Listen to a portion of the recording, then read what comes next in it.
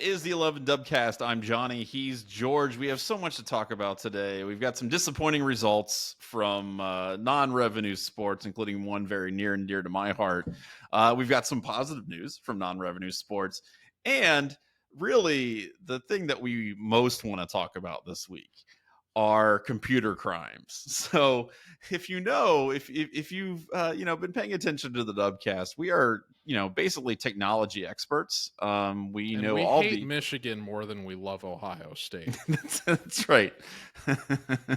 So in addition to being haters of the highest degree and technology experts, we feel that this particular story dovetails very well with those interests. And, I know that Ohio State fans in general have been following, the Michigan sign stealing, cheating, computer crime scandal for well over a year at this point. Well, like a year and a half, right? Didn't it break essentially October, I think, Well, of I don't 20... know, Johnny. Are those two stories really intertwined? Who's Well, to let's say find out. these developments with They could Matt be. Weiss have anything to do with Connor Stalions. Connor Stalions. Yeah. So anyway, let's backtrack a little bit. A federal indictment came down for Matt Weiss. He was an assistant coach at Michigan under Harbaugh, quarterbacks coach, co-offensive coordinator. It should be noted that once this indictment came down, a lot of clarification came for the things that he was dismissed for, very quickly from the Michigan staff. But basically, according to the indictment, he, Matt Weiss, quarterbacks coach and former co-offensive coordinator, which is it's not like he was a dude picking up towels. I mean, this is a guy pretty high in the coaching hierarchy, got access to a database of I think over 100 colleges and university. So not just Michigan, but hundreds of universities. Yeah, and targeted several thousand athletes, and basically the whole point here was to access their cloud information, find personal photos, things like that, and intimate things that obviously weren't meant to be shared with the public, which is really skeezy and really gross. And obviously he was rightly fired, if this is something that ends up being true and whatnot. I think there are two things that I kind of want to get into here. First of all, Michigan has not been hiring good dudes, and they've had an issue. And this may change. It remains to be seen how this looks with Sherrone Moore in charge. But under Jim Harbaugh, I think it became kind of increasingly evident that a lot of these guys were not good dudes, and they had a number of dismissals, a number of arrests on their coaching staff. And if you want to create Harbaugh the narrative, set the standard of going up to the line and crossing it in his own words, right. And I would say that Matt Weiss went above and beyond that standard. just following your leadership, sir. No, I mean, exactly. If you want to create the narrative, if you want to talk about how Michigan under Jim Harbaugh, I think was so desperate to win that they were willing to hire anybody and do just even the bare minimum of background checks and vetting and whatnot. The same kind of stuff that, other people accused Urban Meyer of being guilty of, with his coaching staff, then I think you can make that comparison. I think that's fair. That raises really an interesting discussion of what's worse, like outright criminal behavior or full-blown nepotism when it comes to making hiring decisions. Well, I would say outright criminal behavior. And some would argue the other side. Well, it depends on, I guess for a lot of people, it depends on how it affects their favorite football team. Right. I think all of that is bad. I think nepotism is particularly terrible when it comes to hiring practices. But if you're hiring outright criminals who are doing awful things like what Weiss is accused of doing, that's much worse, but also bad. Worse. Yeah. That's probably worse. So I'm glad, in one sense, I am very glad that Michigan, as soon as this was kind of identified and whatnot, they fired his ass and kicked him to the curb. On the other hand, one of the things that I've been thinking about with all of this stuff is how do you even vet these coaches? I mean, there's got to be even a basic, in the case of Zach Smith, for example, even a basic background check, things that I had to do when I was teaching, on a regular basis. I think, as a teacher, I probably had my FBI and BCI background check done 5 or 6 times, just as a matter of course in the job that I was doing. you would think that these guys would have, their backgrounds vetted constantly. Well, in the case of Zach Smith specifically, I mean, they couldn't have access to his Amazon shopping cart history the way that Brett McMurphy did, or maybe they would have, that's right. Looked elsewhere. Well, maybe that's the lesson. Coach. Maybe that's going to be part of the interview process. Is like, hey, can you just log into Amazon for a second? I just need to check something. So from that perspective, I think it's pretty ridiculous and kind of crazy that a guy had that kind of access and power at, the mission coaching staff and was using it to do, allegedly do that much ridiculous stuff. He's facing a lot of time in jail, justifiably. I think 5 years in prison at least, yeah, right? That's a lot. And for that kind of crime, that is, I think, what people should face.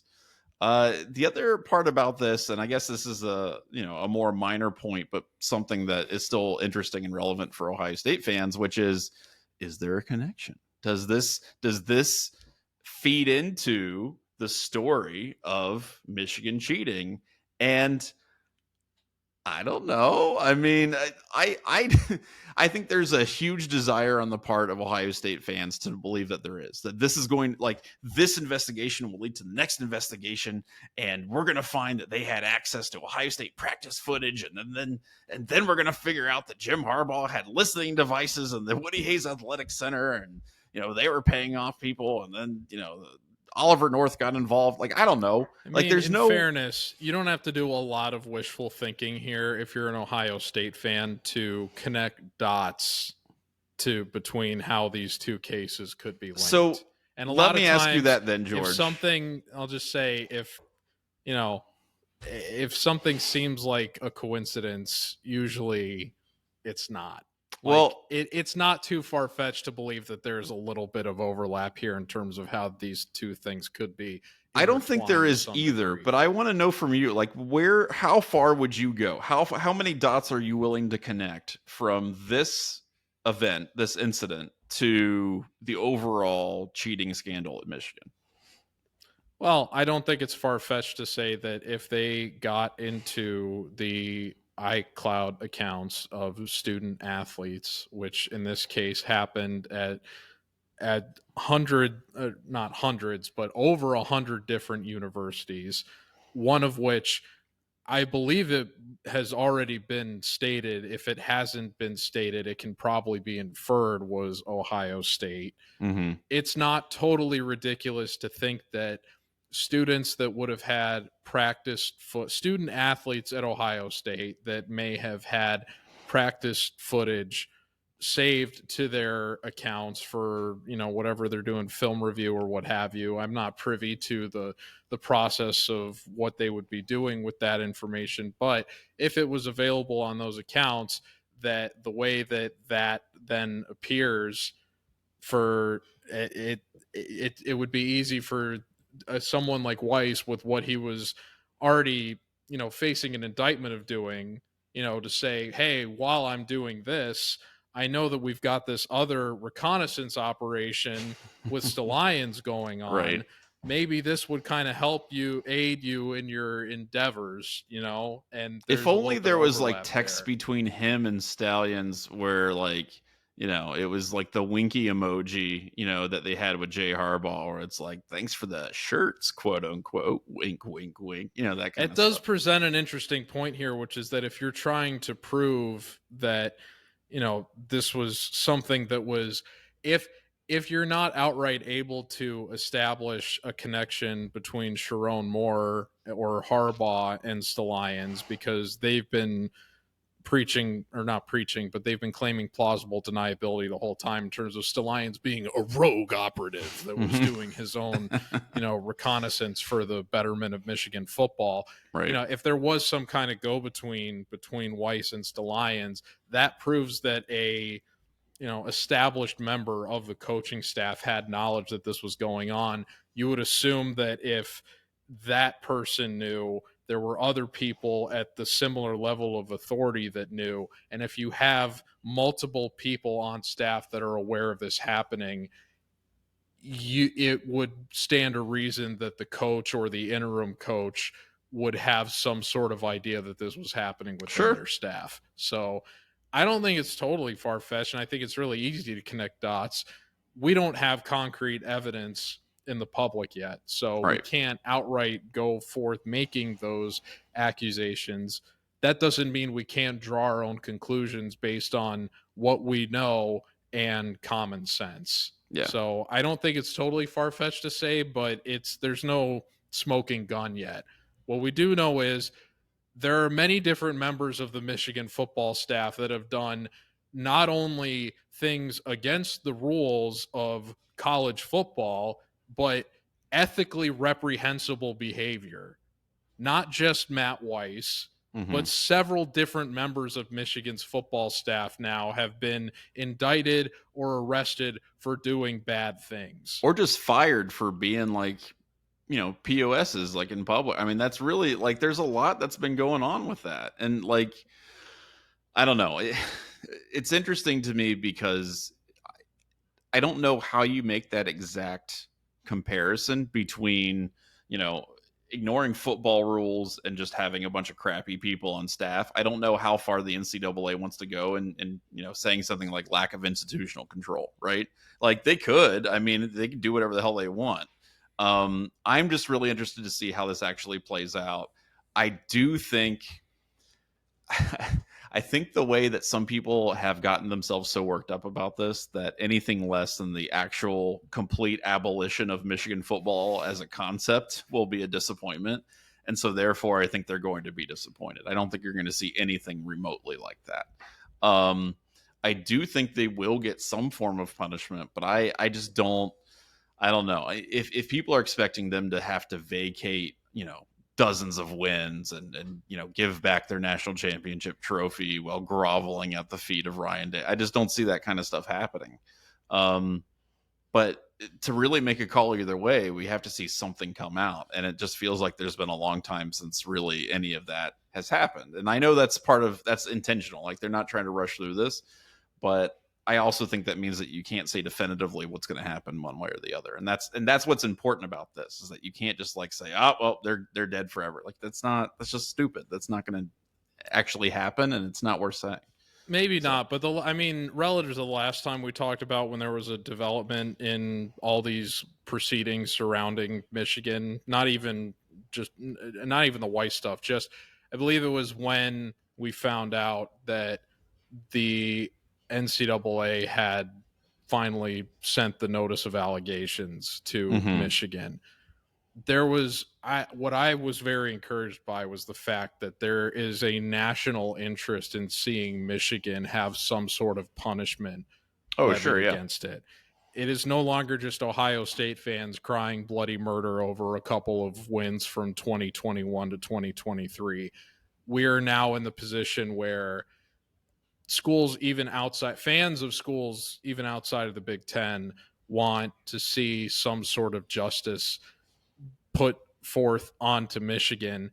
And this development, where there's unquestioned ethical, moral, reprehensible behavior from a member of Jim Harbaugh's football staff, I think has only intensified that demand for justice.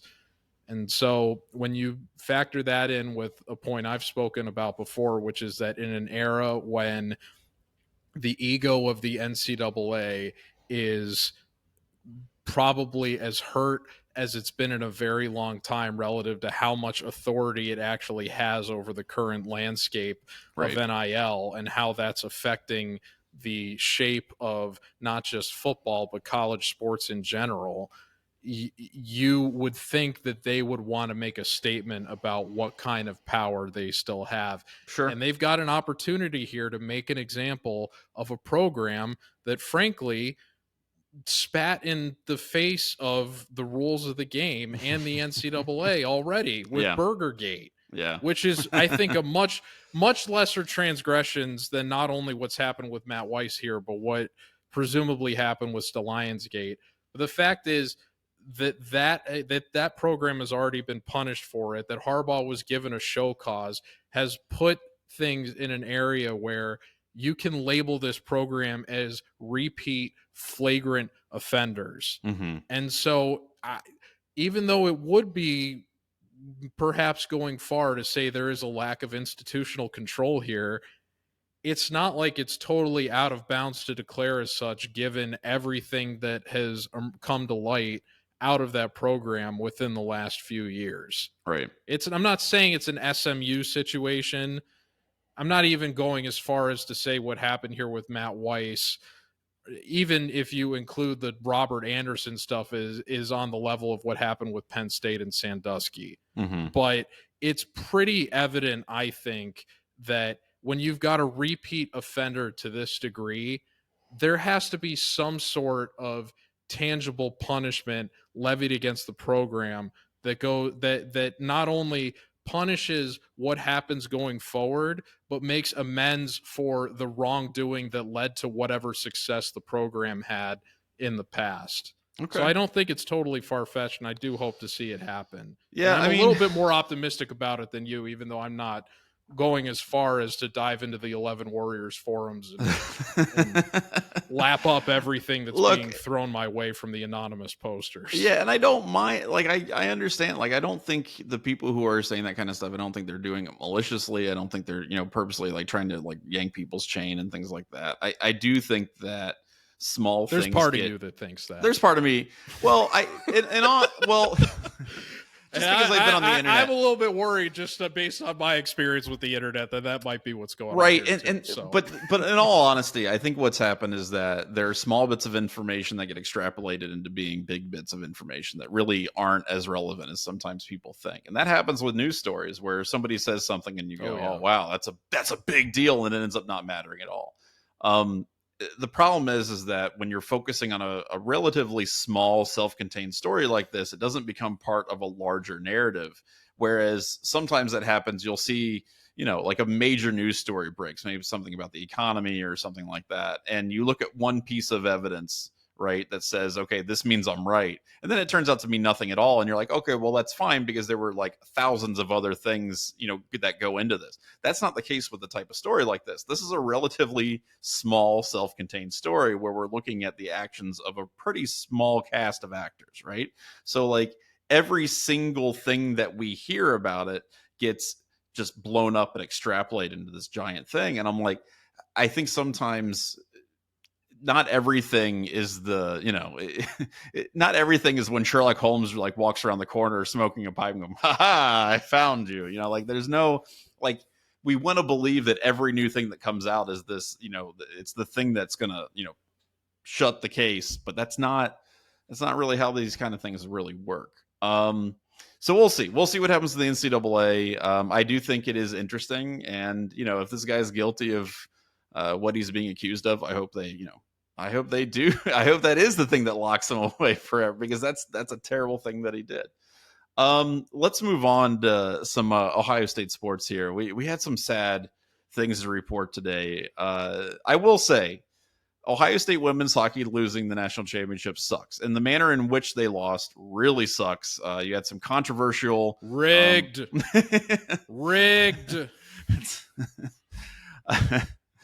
If there's one thing that the mafia, NCAA, quote unquote powers that the Madison Mafia. That's right, the Madison Mafia, the Illuminati. It's women's college hockey. That's really what they go for. It's not, professional sports, boxing, whatever. It's women's college hockey. That's really the focal point. It's much easier to corrupt a sport that has fewer eyeballs on it. You know what, though? I really hope that this particular game had a lot more eyeballs than usual. This was a fun game. Like, it sucks. The outcome sucks. It was a great game, absolutely soured by a ridiculous ending. It was ridiculous. Ohio State got up. Wisconsin came back. Ohio State got up again. Wisconsin scored on a penalty. Wisconsin equalized within like 20 seconds of Ohio State scoring the first goal. Right. So it was back and forth the entire game. There was a really controversial call where Ohio State was found to have covered the puck in the what am I trying to say? The little blue area. Clearly, I'm a hockey expert, but in the penalty zone in the area in front of the goal, and Ohio State was found to have covered it.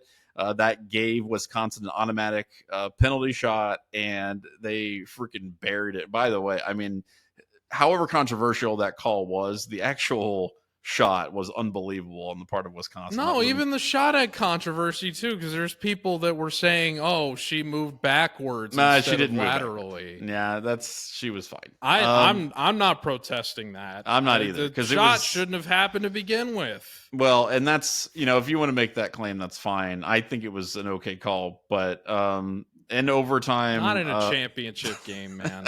No. Well, the thing is, Ohio State. Look, I'm not going to pretend to be a hockey's rules expert either, sure, yeah. Okay, you especially even just between us, you've been much more invested in this season than I was this was the first full game of theirs that I've tuned into. Well, I couldn't even identify the crease 20 seconds ago, so that's my. That's what I was thinking the term was, but it's I didn't the want crease, to throw it out there. Yeah. Right before I'm going to make the point about how the rules were not correctly enforced, but.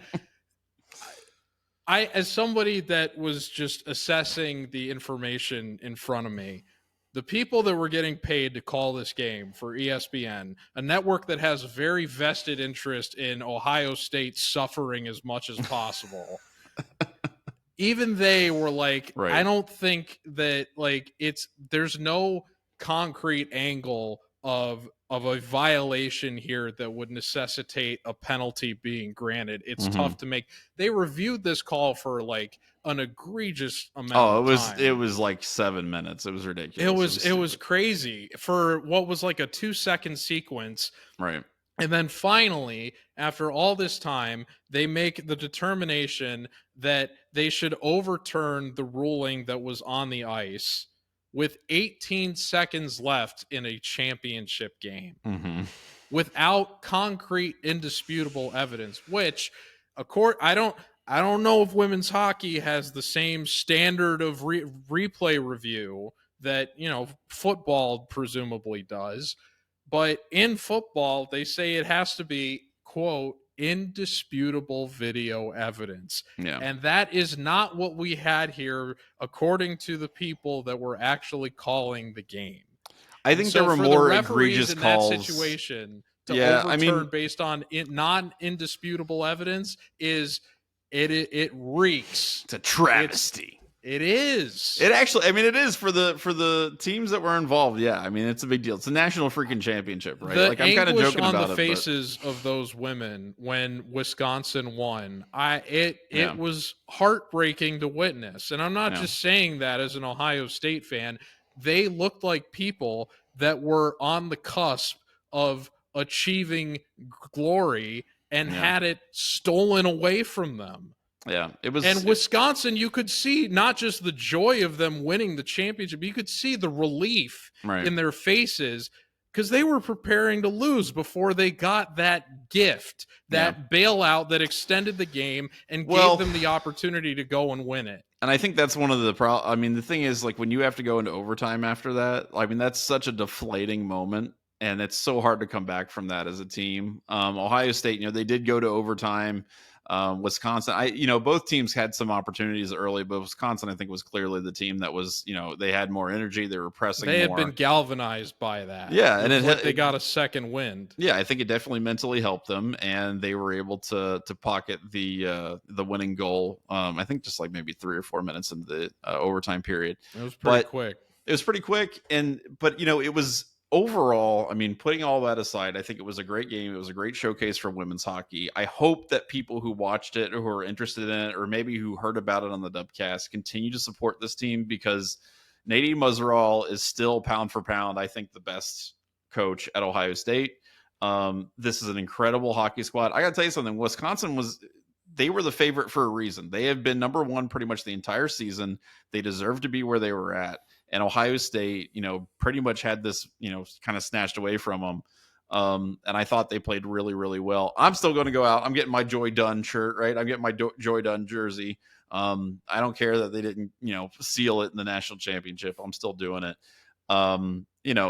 Just congratulations to that team for a really great season overall. To Nadine Muzerall for getting them to the national championship again. That's 4 straight Frozen Fours for them. That's pretty freaking good. So this is one of the best if not the best hockey program in the country, women's hockey program, and they're going to continue to kick an ass. I mean, this is not a team that's going to fade away. It's not it's not a one and done kind of thing. This is a team that's set up for success for a really long time. So I'm excited about that. Men's hockey is still playing that. They had their own devastating loss in double overtime. Disappointing overtimes. Yeah. Yeah. They had their own disappointing loss in double overtime to Michigan State, at Michigan State for the Big Ten championship. That was, I think that was a much more even contest, obviously, but presumably less rigged, slightly less rigged. It was at Michigan State, which means, you don't have the neutral ice. It is tough to go on the road and do that. Michigan State's a very good team. And Ohio State's still in the tournament. The men still get to play. They're going to play Boston in the first round. If they beat Boston, they have a chance to maybe do a rematch here with Michigan State and get to the Frozen Four. Ohio State men's hockey hasn't been super successful in the last 10 years or so. They've been super up and down, and there's been some moments of success, but this is not as consistent, certainly, as the women's hockey. So good luck to them. They're still in it. And there's still some success, for Ohio State. Jesse Mendez won a national championship in wrestling back-to-back at 141. Good for him. I think he's the first guy to do a back-to-back for Ohio State since Kyle Snyder, I want to say. So that's pretty legit. Good for him. There's still some optimism, even as we speak. I believe that the women's basketball team is losing or has lost to Tennessee. So things could be going better, but there's still some things to look forward to here with Ohio State non-revenue sports. So I'm going to be really rooting hard for men's hockey to pull something off, to salvage what's going on. So we'll see. That was unfortunate. Yeah, Tennessee beat Ohio State by 15. A lot of people are going to be recording this as we're recording this. A lot of people are going to be talking about McGuff and maybe his future with Ohio State, because we've seen these guys, really just kind of roll through the regular season and then just completely just crap the bed come tournament time. Actually, Josh posted an interesting thing on our Slack channel. I said regular season women's basketball at home in the last two seasons. In the regular season, they're 31-1. And the NCAA tournament, they are 2-2. So not great. Tennessee had 37 points off Ohio State's 23 turnovers. That's pretty bad. So there you go.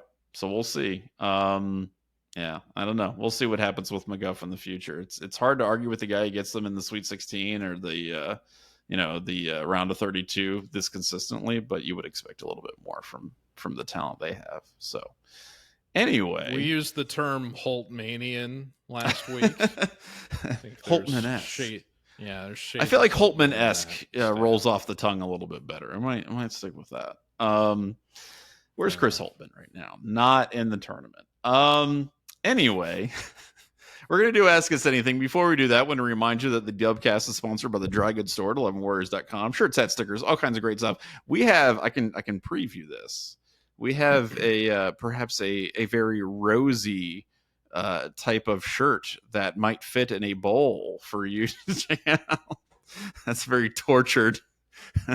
A tortured tease there for sold it there. Yes. Yeah. Quack, Mr. Ducksworth. No, I think people will enjoy it. I'm actually really excited about this shirt that we've got coming down the pike. So be on the lookout for that one. That one's going to be a lot of fun. Ask Us Anything, which you can do by sending us questions to dubcast@11warriors.com. In fact, has some questions. So let's go ahead and get into it. This first one here. Now, real quick, we should preface this by saying the segment is called Ask Us Anything.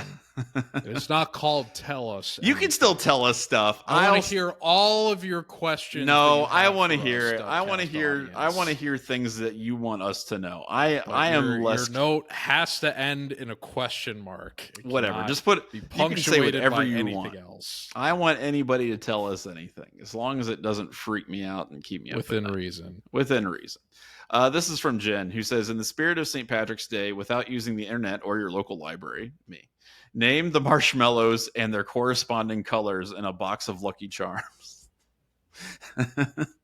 Can you do it? Horseshoes, blue horseshoes, there's no way. Green clovers, something red balloons, oh my God. Pots of gold and rainbows. I could have easily, what's so crazy is I remember like the jingle as a kid, so I probably could have done it. But I wasn't even someone that was allowed to have sugary cereal as a kid. I wasn't either. I had to have Life and Kicks. That's the only, that's as flavored as some oatmeal squares. Yeah, those. Oh, those are good. We get oat bran with milk today instead of water. Oh my gosh. Yeah, exactly. Thanks, Mom. I think it's like horseshoes, clovers, and me red balloons. I can't remember the jingle. The pot of gold, the red balloons. I mean, oh man. I hope I got most of those, Jen.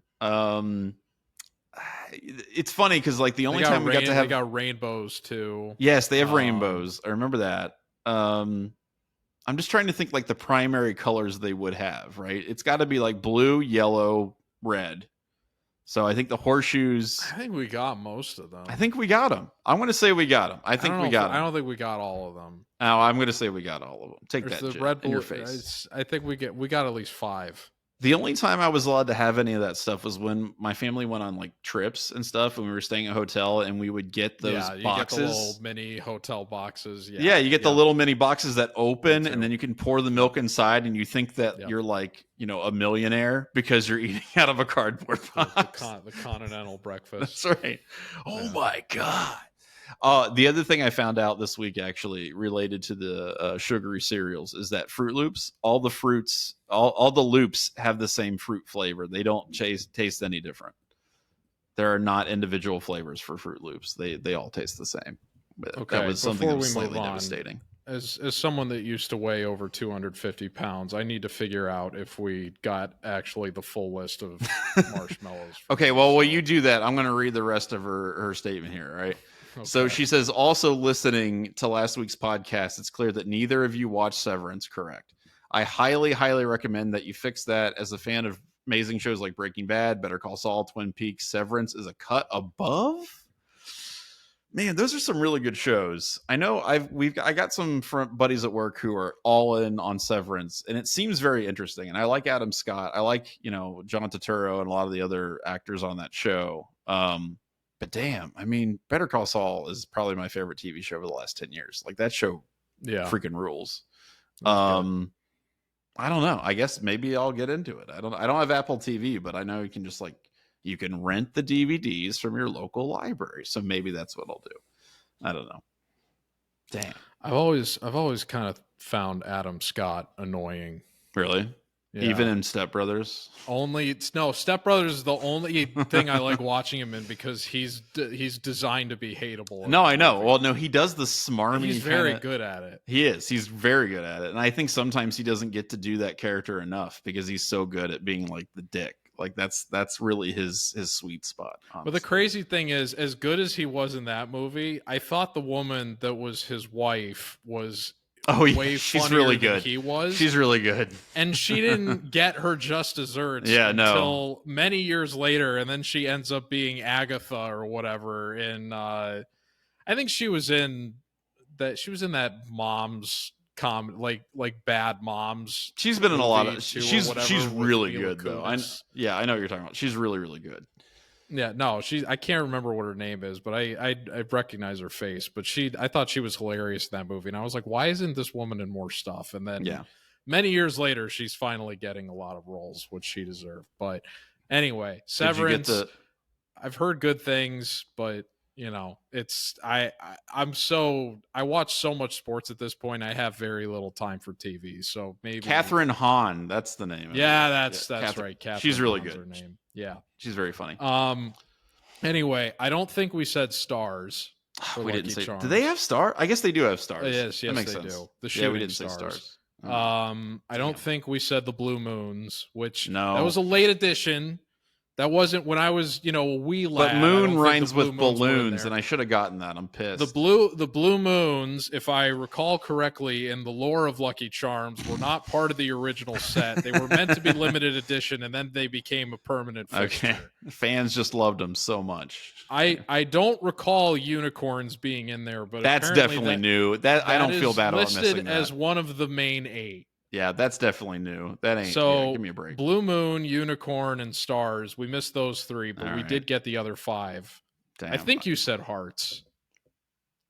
I think I might have said it without. I think you were saying the jingle. You were like Hearts and Stars and yeah. All right, so there. Okay, fine. Then I'll get Hearts and Stars. Then I'll give myself. We got 5 out of 8. Okay, so that's more than half. There you go. This one's from Paul, who wants to know, what was your best spring break experience when you were in school?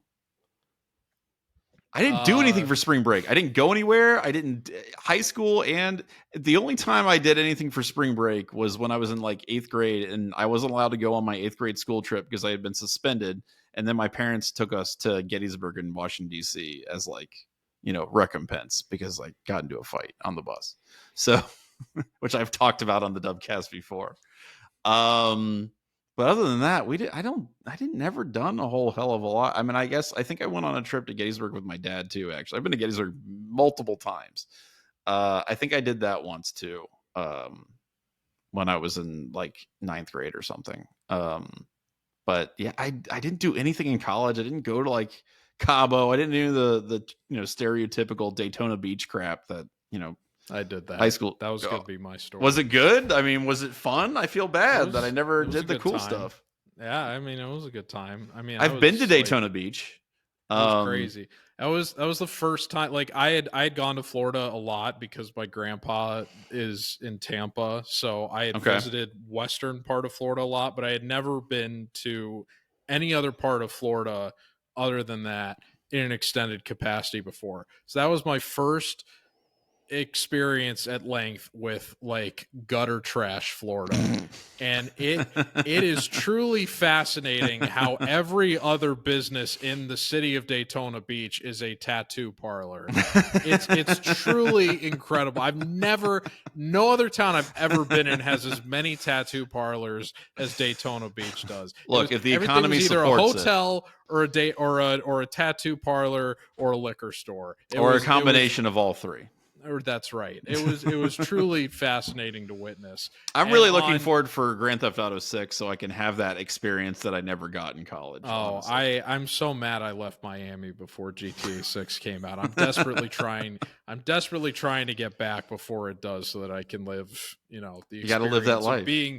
Of being an NPC walking around with the GTA soundtrack in my headphones and just wandering Miami as I did for so many years before I left. Anyway, so one of the last, Daytona Beach was great, but there was one day where we were on the beach for like basically the whole day, like from probably 10 a.m. to sunset at like 7 p.m. And I didn't reapply sunscreen. Oh, great. Just because, we got distracted drinking and whatnot. Sure, of course. Yeah. I paid $10 for a permit to drive my Jeep out onto the sand, and we were playing music out of that all day. And it was hell yeah, that sounds great. It was awesome. But I gave myself sun poisoning because I didn't reapply sunscreen because I got distracted. But thankfully, the day that I got sun poisoning, which was my last day in Daytona Beach, and it's unfortunate that it's, bad enough that I couldn't go. Like I literally But then you have to travel with it too. That's really bad. Without getting into the gory details, my skin literally it I don't want to say boiled as in it got like a acne boil, but it literally no, I know it bubbles off. My skin disgusting. Cooked. Yeah, it was right. insane. Right. I had never experienced anything like that before with sunburn. So I was, slathering in aloe vera and everything. But thankfully, that was the first day of March Madness. Oh, there you go. And so I had a convenient excuse to stay in my hotel all day and continue drinking and watching all of the basketball. Nothing wrong with that. I had a student who he went to Rock on the Range, and he came back the next week. Like, it was over the weekend. He came back and he like literally, I mean, he had like 3rd-degree burns on his body. I was like, why did you just put on a shirt, dude? And he was like, I'm rocking out. I'm like, oh my God. Like, there were like scabs all over. I'm like, this is horrifying. You should probably go see a doctor.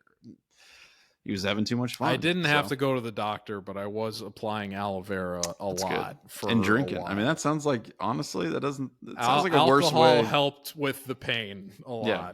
There are worse ways to spend your last day, I guess. Oh, for sure. I mean, like, if that was the worst day I had down there, then it was obviously a pretty good trip. So imagine feeling like that, but in jail. I mean, there you go. I mean, that's like this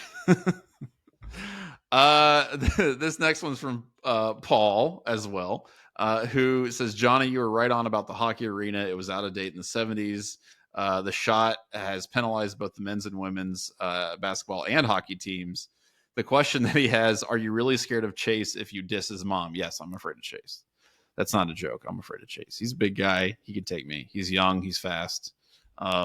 No, I'm not going to diss his mom. And his mom. I was wondering who you were talking about when you said Chase last. Are you talking about Chase that works for 11 Warriors? Of course, Chase? Yeah. Whose mother is the women's artistic swimming coach, and also I think you're taller than he is. I don't know. Well, I might be taller, but he's like, I think he's more like, I'm weak. I'm an old, weak, frail man. I'm like. I remember meeting Chase at Dubgate. I'm like 7.5 pounds of crap noticeably more swole than you, Johnny. I'm like 7.5 pounds of crap stuffed in a 10-pound bag. Like, it's just lumpy and saggy, and yeah, it's big, but like, I'm not a threat to anyone. But Chase's mom is the synchronized swim coach. That's true. Yes, she is. I didn't know that. That's a real thing. Yeah, that's funny. Yeah. Or funny's the wrong word, but I didn't know that. No, she absolutely is. And if anyone wants to come after 11 Warriors for bias and improper reporting, then go to hell. There's the link of corruption right That's there. Right. Exactly. Yeah. That's all the evidence you need.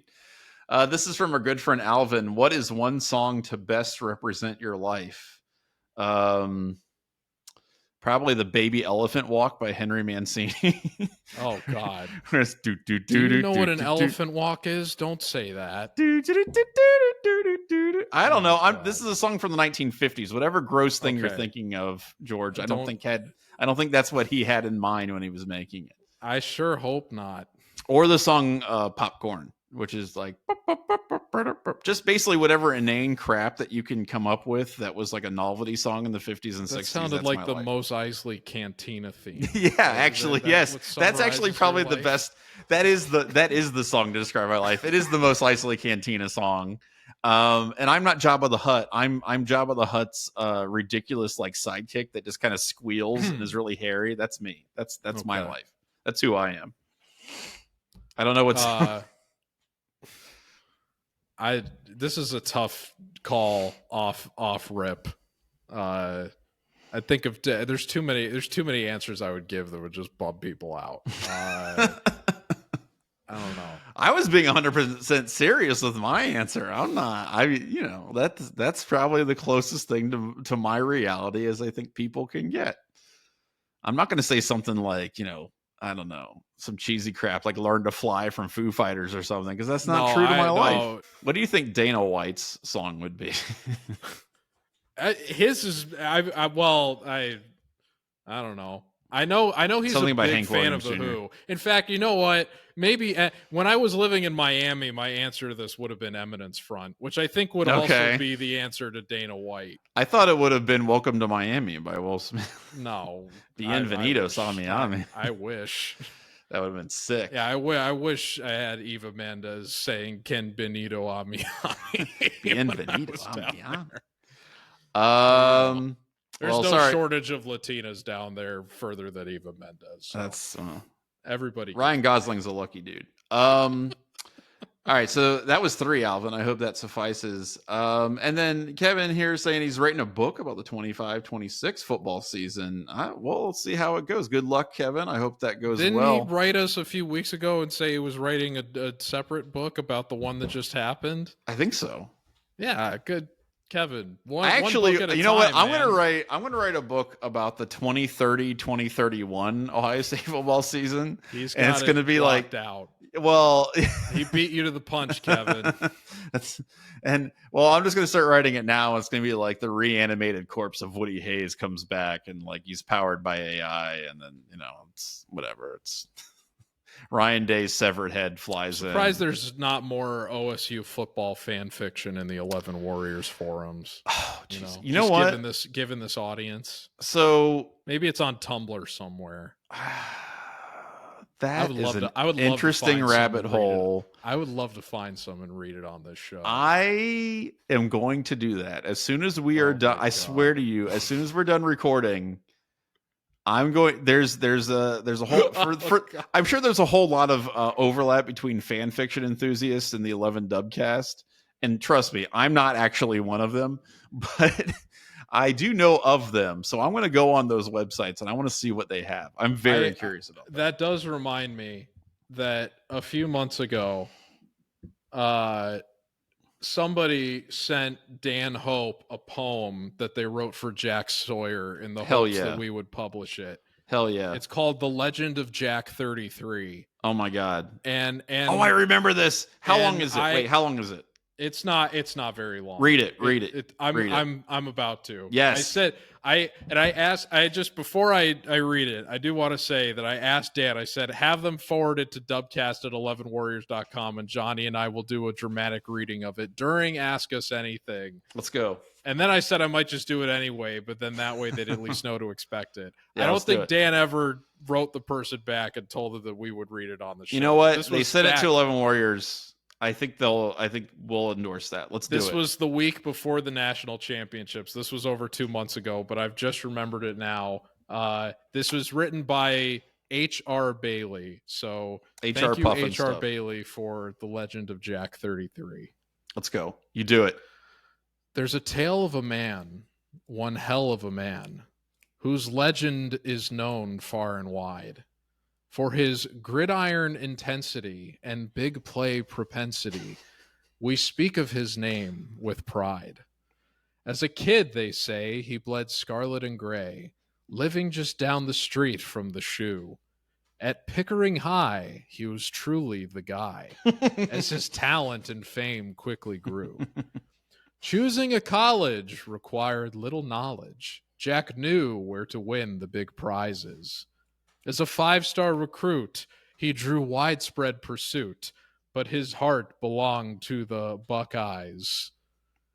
That was a phonetic rhyme between prizes and Buckeyes, but in saying it out loud doesn't quite play the same.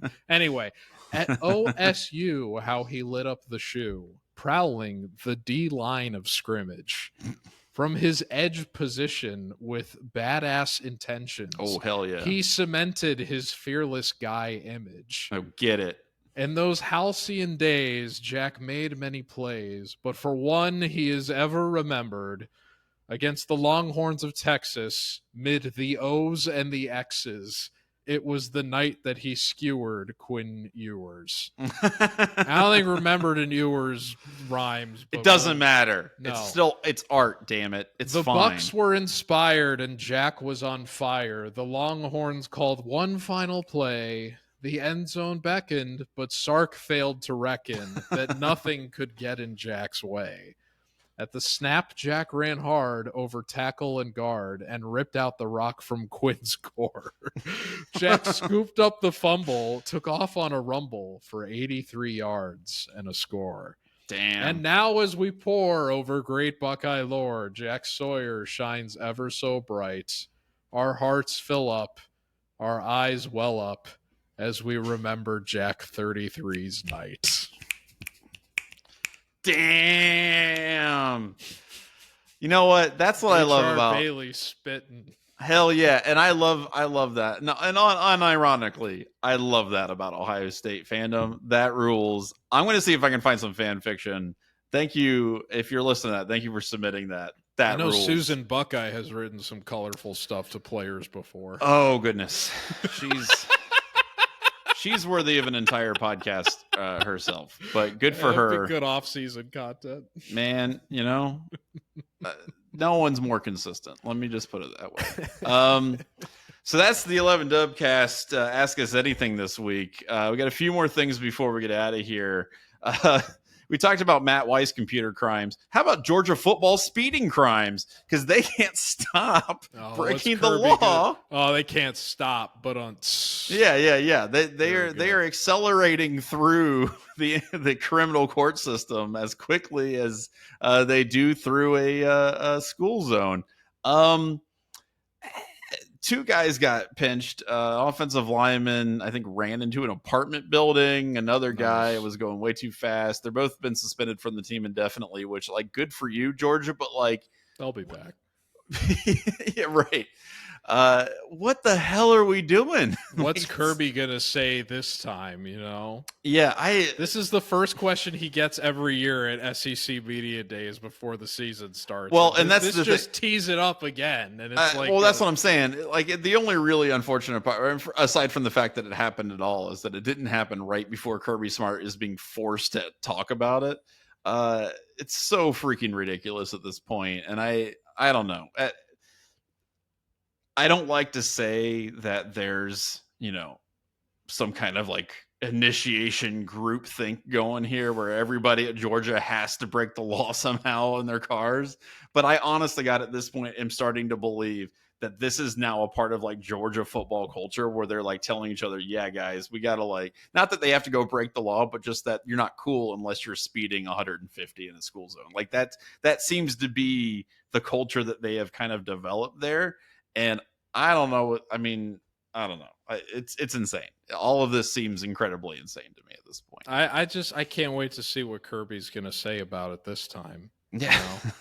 It's I remember a few weeks ago. He'll say we suspended him and that's it. And we took care of it. That's what when the Southwest Airlines controversy was happening about them getting rid of or they're going to finally have bag fees after years of saying bags. And I remember when we were talking about this privately, you said that they posted that stupid thing about at least we didn't trade Luka, which was just a very tone-deaf response, social media response. Right. Well, no, but what you said specifically was, we're sorry. Yeah, we're sorry.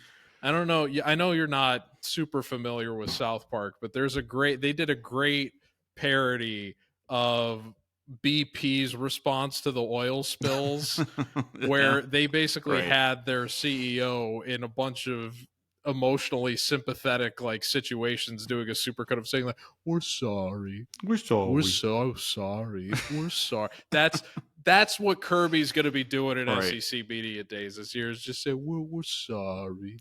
We're sorry we keep speeding. I just don't know what to do about it. We're sorry. At least we're not committing computer crimes. Yeah, that's right. No, actually, that will be the response. It's yeah, but look over there, and then they'll run away. Also, the scuttlebutt. This is not related to that. The scuttlebutt is that the Texas rematch that will happen at the beginning of next season for Ohio State football. Big nooner. Cool, great, awesome. I love that for Ohio State. And by cool, great, and awesome, I mean stupid, dumb. This team will never play a meaningful game at night again. It's just, I hate it. It's really funny. Awful. The funniest part about this to me is that when the big noon kickoff stuff started, I think there was at least a tepid acceptance of it where it was okay, it's kind of cool that we have this huge game, whatever.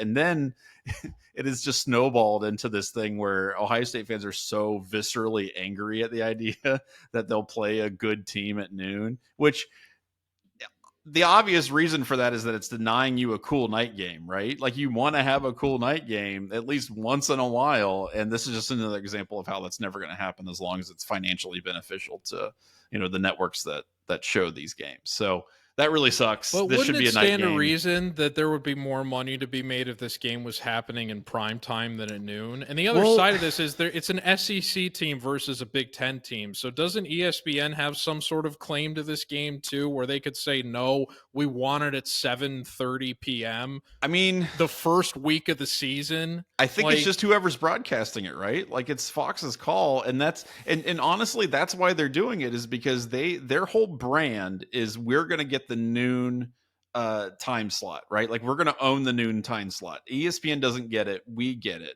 and so they're going to keep forcing these games there, even if they have to sacrifice some overall viewership. They're going to do that because that's going to allow them to say like, oh, okay, where you want to go at the beginning of your college football day. And it sucks because this is a game that has to be at night. I was in the shoe when Texas came to Ohio State and played that night game. I have never been in such an electric atmosphere at any sporting event.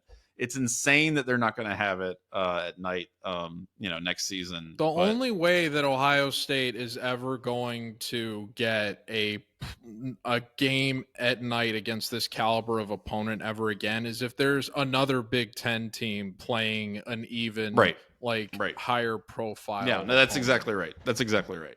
That is exactly, and that sucks. It does suck. It does suck. So hopefully, there's still a lot of time for people to raise a stink about it. You know what Fox is going to say? What? We're sorry. We're sorry. Oh, you want to watch the Buckeyes at a time other than noon? We're sorry. We're sorry. But you still got to do it. You still got to do it. We're sorry. We're just sorry about it. We're sorry. That's the Dubcast for this week. We will be back next week to read fan fiction and all of your poems that you sent in to us. It's gonna be so good. I can't wait. I can't wait to see what you turn. No, for real though. I'm gonna look it up right now. So until then, I'm Johnny. I'm George, and we'll see you next week. Take care, folks.